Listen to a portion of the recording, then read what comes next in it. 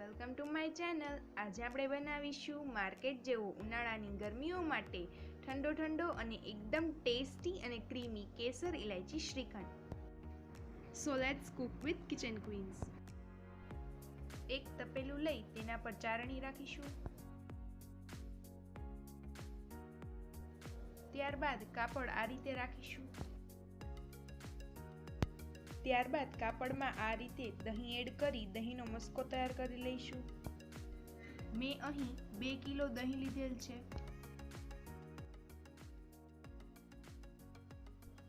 ત્યારબાદ દહીંનું પાણી નીતરવા દઈશું।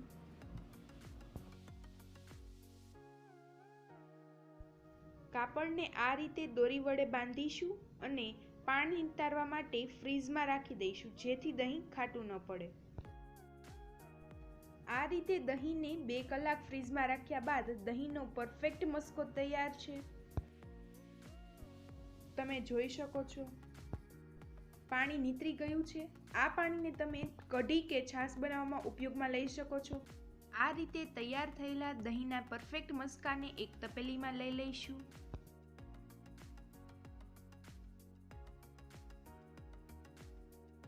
ત્યારબાદ તેમાં 3 કપ ખાંડ ઉમેરીશું। તમે દળેલી ખાંડ પણ ઉમેરી શકો છો। 2 કિલો દહીંમાં 3 કપ ખાંડની જરૂર પડે છે। હવે દહીંમાં ખાંડ વ્યવસ્થિત મિક્સ ન થાય ત્યાં સુધી ચલાવતા રહીશું।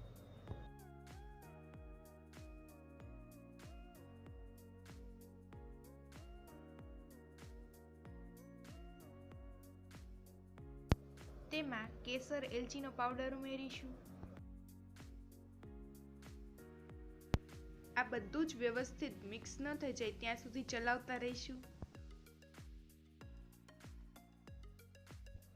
અહીં મેં કોઈ પણ કલરનો ઉપયોગ કરેલ નથી। કેસર એલચી એડ કરતા શ્રીખંડમાં ખૂબ જ સરસ કલર આવે છે। ત્યારબાદ સતત 8 થી 10 મિનિટ ચલાવતા રહીશું। આ રીતે 8 થી 10 મિનિટ સતત ચલાવ્યા બાદ શ્રીખંડનો કલર ચેન્જ થઈ ગયો છે, તમે જોઈ શકો છો।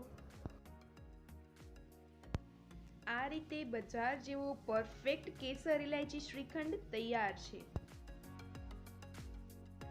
ત્યારબાદ શ્રીખંડને સર્વિંગ બાઉલમાં લઈ લઈશું।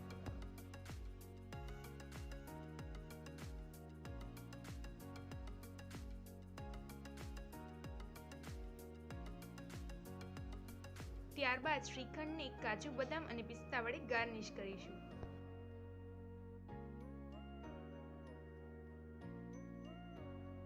તો તૈયાર છે માર્કેટ જેવો ઉનાળાની ગરમીઓ માટે ઠંડો ઠંડો અને એકદમ ટેસ્ટી અને ક્રીમી તેવો કેસર ઇલાયચી શ્રીખંડ। જો તમને મારી આ રેસીપી પસંદ આવી હોય તો તેને લાઇક, શેર અને મારી ચેનલને સબસ્ક્રાઇબ કરવાનું ભૂલશો નહીં। તમે પણ આ રેસીપી જરૂરથી ટ્રાય કરશો અને કમેન્ટ બોક્સમાં મને જરૂરથી જણાવશો તમને આ રેસીપી કેવી લાગી।